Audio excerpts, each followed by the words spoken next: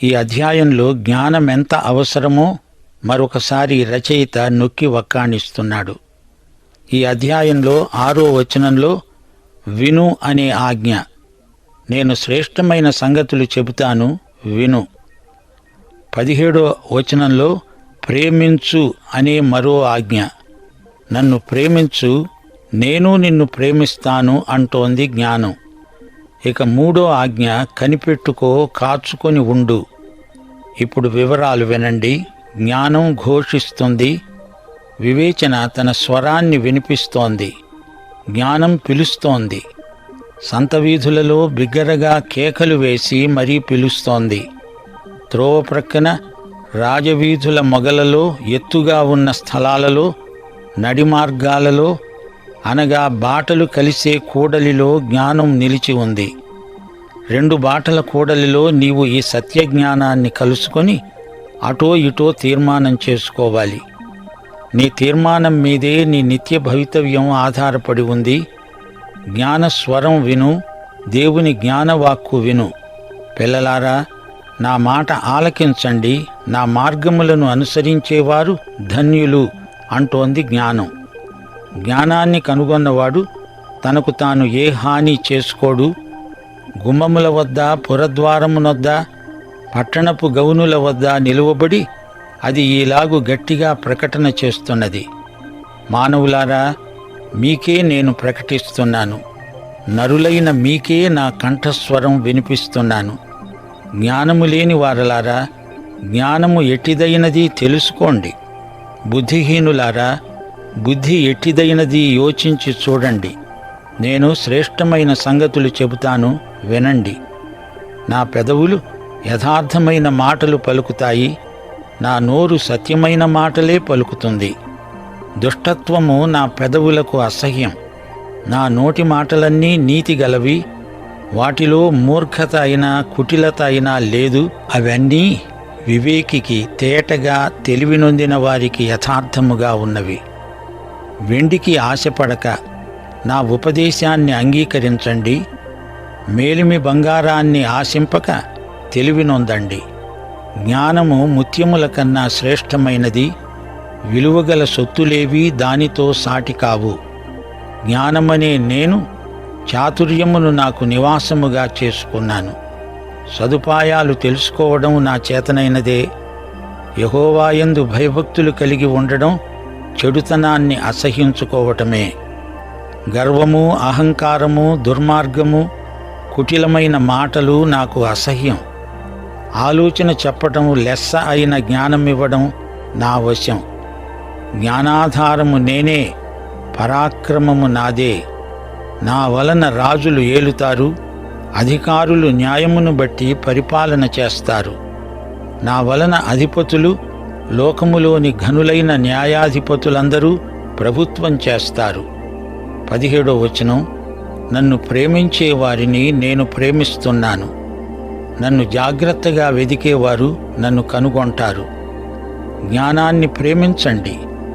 వెండి, మేలిమి బంగారము, ముత్యాలు విలువైన సొత్తు కాదు. జ్ఞానాన్ని ఆశించండి, జ్ఞానాన్ని ప్రేమించండి. జ్ఞానము చేత ప్రేమించబడండి. 18వ వచనం, ఐశ్వర్య ఘనతలు, స్థిరమైన కలిమి, నీతి నా వద్ద ఉన్నాయి. మేలిమి బంగారము కంటే, అపరంజి కంటే నా వల్ల కలిగే ఫలం మంచిది. ప్రశస్తమైన వెండి కంటే నా వలన కలిగే రాబడి దొడ్డది. నీతి మార్గములందు, న్యాయ మార్గములందు నేను నడుస్తున్నాను. నన్ను ప్రేమించే వారిని ఆస్తికర్తలుగా చేస్తాను, వారి నిధులను నేనే నిలుపుతాను. ఈ జ్ఞానం నీకు నిత్య మహదైశ్వర్యాన్ని ప్రసాదిస్తుంది. 22వ వచనం, పూర్వకాలమందు తన సృష్ట్యారంభమున తన కార్యములలో ప్రథమమైన దానిగా యెహోవా నన్ను కలుగజేశాడు. అనాది కాలము మొదలుకొని మొదటి నుండి భూమి ఉత్పత్తి అయిన కాలానికి పూర్వమే నేను నియమించబడ్డాను. ప్రవాహ జలములు లేనప్పుడు, నీళ్లతో నిండిన ఊటలు లేనప్పుడు నేను పుట్టాను. పర్వతాలు స్థాపించబడక మునుపు, కొండలు పుట్టక మునుపు, భూమిని దాని మైదానములను ఆయన చేయక మునుపు నేల మట్టిని రవంత కూడా సృష్టించక మునుపు నేను పుట్టాను. ఆయన ఆకాశ విశాలమును స్థిరపరచినప్పుడు, మహాజలముల మీద మండలమును నిర్ణయించినప్పుడు నేనక్కడే ఉన్నాను. పైన ఆయన ఆకాశాన్ని స్థిరపరచినప్పుడు, జలధారులను ఆయన బిగించినప్పుడు, జలములు తమ సరిహద్దులు మీరకుండా ఆయన సముద్రానికి పొలిమేరలు ఏర్పరచినప్పుడు, భూమి యొక్క పునాదులను నిర్ణయించినప్పుడు, నేను ఆయన యొద్ద ప్రధాన శిల్పినై అనుదినము సంతోషిస్తూ నిత్యము ఆయన సన్నిధిలో ఆనందిస్తూ ఉండేదాన్ని. ఆయన కలుగజేసిన పరలోకాన్ని బట్టి సంతోషిస్తూ నరులను చూచి ఆనందించాను.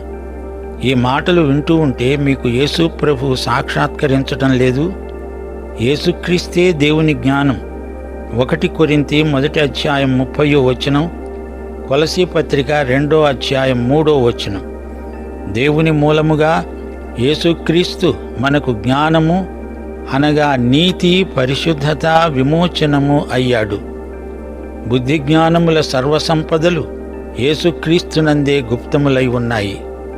జ్ఞానమును ప్రేమించటమంటే యేసుక్రీస్తును ప్రేమించటమే. ఆయనను ప్రేమించేవారు ఆయన కోసమే జీవిస్తారు. 33 ఉపదేశమును నిరాకరింపక దానిని అవలంబించి జ్ఞానులై ఉండండి. అనుదినము నా గడప వద్ద కనిపెట్టుకొని, నా ద్వారబంధముల యొద్ద కాచుకొని, నా ఉపదేశము వినేవారు ధన్యులు. నన్ను కనుగొనేవాడు జీవమును కనుగొన్నవాడే. యెహోవా కటాక్షము వానికి కలుగుతుంది. నన్ను కనుగొనని వాడు తనకే హాని చేసుకుంటాడు. నా యందు అసహ్యపడే వారందరూ మరణాన్ని స్నేహిస్తారు. ఈ జ్ఞానంగారి ఇంటి తలుపు దగ్గరే కనిపెట్టుకొని ఉండాలి.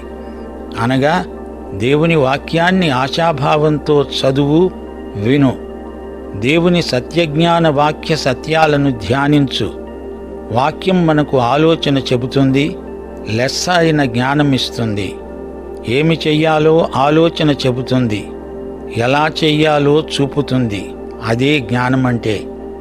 ఎందుకు చెయ్యాలి అనేది అవగాహన చేయడానికి కావలసిన శక్తి సామర్థ్యములు అంతా ఈ జ్ఞానం వల్లనే మనకు ప్రాప్తిస్తాయి. 15-16 చెప్పినట్లే ఈ జ్ఞానం నిన్ను రాజును న్యాయాధిపతిని చేస్తుంది. సోదరీ సోదరులారా, చూచారా? ఈ జ్ఞానం మనలను ఎంతో హెచ్చిస్తుంది.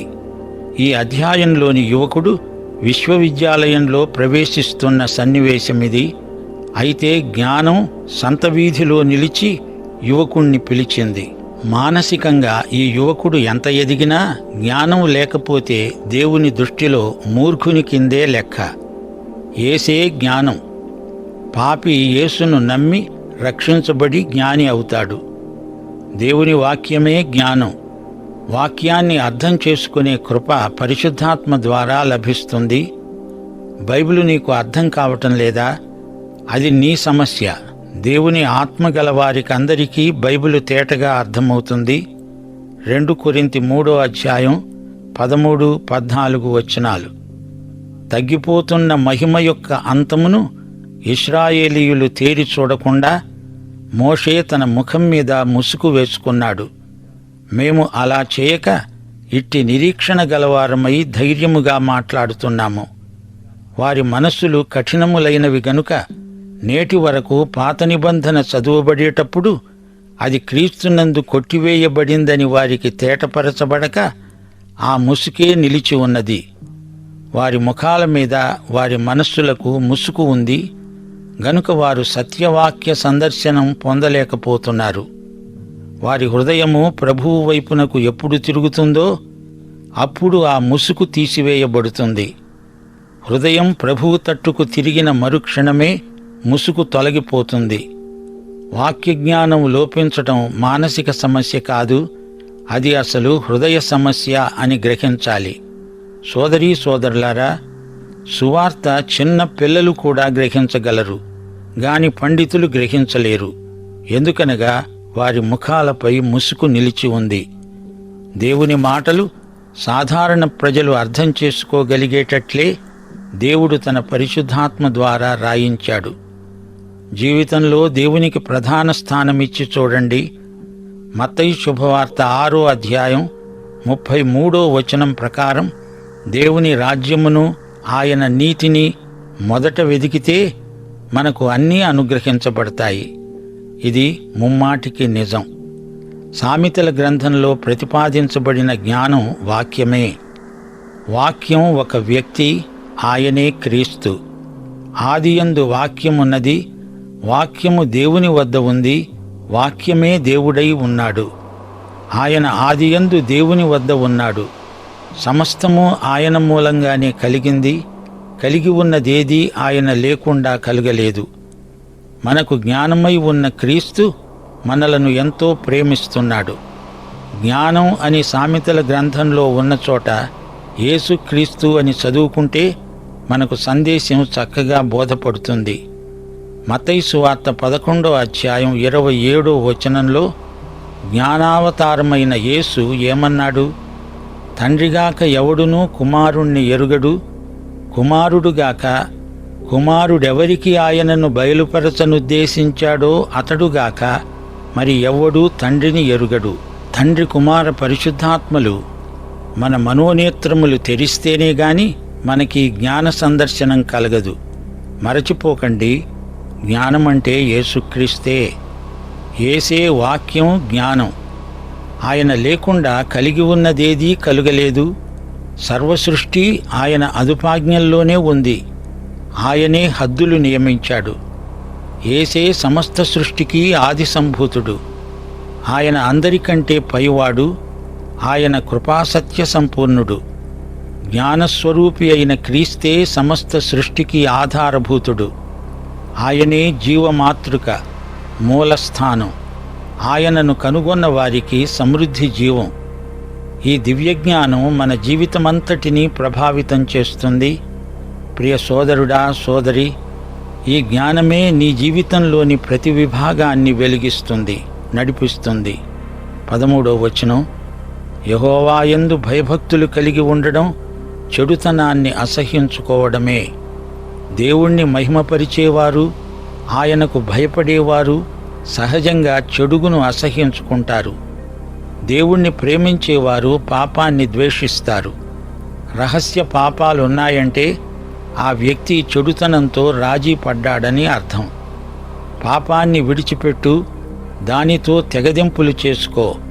దేవునికి నిన్ను నీవు పూర్తిగా సమర్పించుకో. దేవుడిచ్చే ఈ జ్ఞానం భక్తి జీవితానికి ఆధారం. ఇది విశ్వాస జీవితానికి ప్రాథమికం, ప్రాతిపదికం. నీ జీవిత సౌధానికి ఇదే గట్టి పునాది. సృష్ట్యారంభంలోని స్థితిని, జ్ఞానం యొక్క అనాది సిద్ధమైన ఉనికిని భక్త పౌలు, భక్త యోహాను ఇదే విధంగా వర్ణించారు. కొలసీ పత్రిక 1వ అధ్యాయం 15 నుండి 17వ వచనం వరకు, 2వ అధ్యాయం 3వ వచనం, ప్రకటన గ్రంథం 3వ అధ్యాయం 14వ వచనం వరకు. ఆయన అదృశ్య దేవుని స్వరూపి అయి సర్వసృష్టికి ఆది సంభూతుడై ఉన్నాడు. ఏలయనగా ఆకాశమందున్నవి, భూమి యందున్నవి, దృశ్యమైనవి, అదృశ్యమైనవి, అవి సింహాసనములైన, ప్రభుత్వములైన, ప్రధానులైన, అధికారములైన సర్వము ఆయన యందు సృజించబడింది. సర్వము ఆయన ద్వారాను ఆయనను బట్టి సృజించబడింది. ఆయన అన్నిటికంటే ముందుగా ఉన్నవాడు. ఆయనే సమస్తమునకు ఆధారభూతుడు. బుద్ధిజ్ఞానముల సర్వసంపదలు ఆయన యందే గుప్తమై ఉన్నాయి. ఆమేన్ అనేవాడు నమ్మకమైన సత్యసాక్షి, దేవుని సృష్టికి ఆది అయినవాడు యేసుక్రీస్తు. ప్రియ సోదరీ సోదరులారా, వింటున్నారా? యేసే మనకు జ్ఞానం. జ్ఞానమనే అంశం మనకెంతో ముఖ్యమైనది. అదే సామెతల గ్రంథంలోని కేంద్ర సత్య ప్రత్యక్షం. దేవుడే జ్ఞానమిచ్చేవాడు. తెలివి, వివేచన దేవుని నోటి నుండే వస్తాయి. ఆయన యథార్థవంతులను వర్ధిల్ల చేస్తాడు. యుక్తమార్గము తప్పక నడుచుకునే వారికి ఆయన కేడెముగా ఉన్నాడు.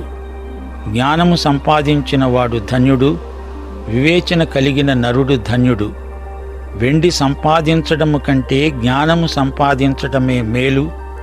లెస్స అయిన జ్ఞానము వివేచన భద్రం చేసుకో. వాటిని నీ కన్నుల ఎదుటి నుండి తొలగిపోనీయకు. సామెతల గ్రంథం జ్ఞానాన్నే మనకు పరిచయం చేస్తుంది. ఎఫెసీ పత్రిక 5వ అధ్యాయం 3 నుండి 14వ వచనం వరకు. జారత్వము, అపవిత్రత, లోభత్వము పరిశుద్ధులకు తగిన లక్షణాలు కావు. పోకిరి మాటలు, సరసోక్తులు తగవు. వ్యర్థమైన మాటలు పలుకవద్దు. అలాంటి వారితో సహవాసం చేయకూడదు. వెలుగు ఫలం సమస్త విధములైన మంచితనము, నీతి, సత్యము అనే వాటిలో కనబడుతున్నది. ప్రభువుకు ఏది ప్రీతికరమైనదో దానిని పరీక్షిస్తూ వెలుగు సంబంధుల వలె నడుచుకోవాలి. నిష్ఫలమైన అంధకార క్రియలలో పాలివారై ఉండక వాటిని ఖండించండి. ప్రత్యక్షపరిచేది వెలుగే కదా.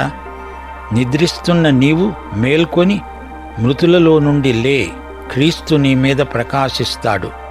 పౌలు అదే సందర్భంలో మరో మాట అన్నాడు.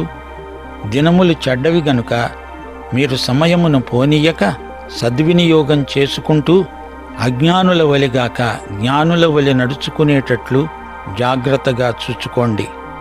ఇందు నిమిత్తము మీరు అవివేకులు కాక ప్రభువు యొక్క చిత్తమేమిటో గ్రహించుకోండి. ఏ పాపము చేయకండి.